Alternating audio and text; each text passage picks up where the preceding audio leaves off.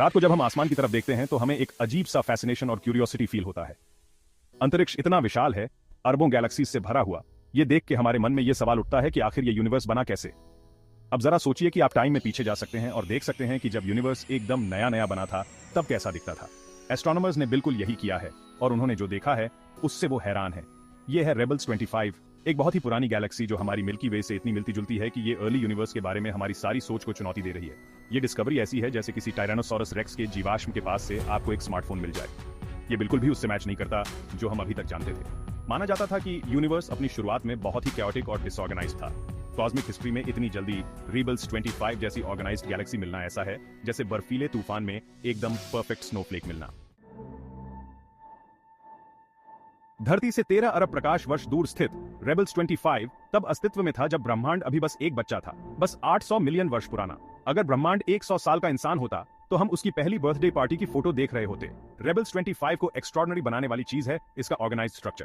उस जमाने की दूसरी गैलेक्सीज की तरह बिखरी हुई नहीं। रेबल्स 25 के पास एक रोटेटिंग डिस्क है, एक सेंट्रल बल्ज जो स्टार से भरा हुआ है और शायद स्पाइरल आर्म्स भी, बिल्कुल हमारी मिल्की वे की तरह। ब्रह्मांड में इतनी जल्दी इतना ऑर्गेनाइज्ड होना पहले कभी नहीं देखा गया था अब तक। ऐसा लगता है जैसे ब्रह्मांड ने अपनी एवोल्यूशन के कुछ चैप्टर्स स्किप कर दिए हों और समय से पहले ही आगे बढ़ गया हो।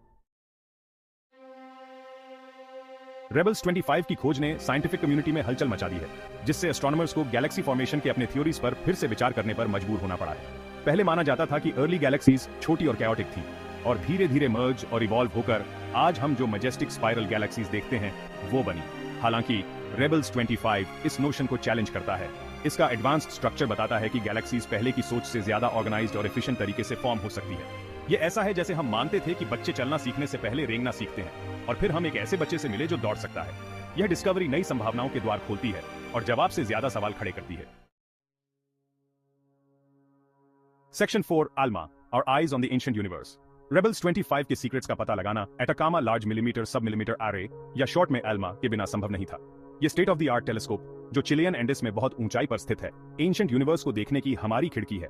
एल्मा ट्रेडिशनल टेलीस्कोप्स की तरह विजिबल लाइट को ऑब्जर्व नहीं करता है। इसके बजाय ये कोल्ड गैस और डस्ट, जो कि स्टार्स और गैलेक्सीज के बेसिक इंग्रेडिएंट्स हैं, से निकलने वाली फेंट रेडियो वेव्स को डिटेक्ट करता है। ये सिग्नल्स, जो अरबों प्रकाश वर्षों में फैलकर कमजोर हो जाते हैं, एल्मा के सेंसिटिव एंटेनास द्वारा कैप्चर किए जाते हैं और अर्ली यूनिवर्स की स्टनिंग इमेजेस क्रिएट करने के लिए इकट्ठा किए जाते हैं। ये ऐसा है जैसे हम समय की शुरुआत से आती हुई फुसफुसाहट को सुन रहे हों।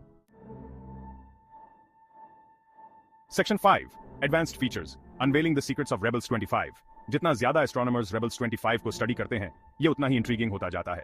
न केवल इसके पास एक वेल डिफाइंड स्ट्रक्चर है, बल्कि यह एडवांस्ड फीचर्स भी दिखाता है जो आमतौर पर ज्यादा मैच्योर गैलेक्सीज में देखने को मिलते हैं।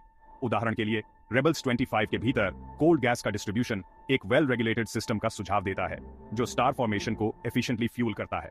इसके अलावा रेबल्स 25 के सेंटर में एक इलॉन्गेटेड बार स्ट्रक्चर के संकेत भी मिले हैं।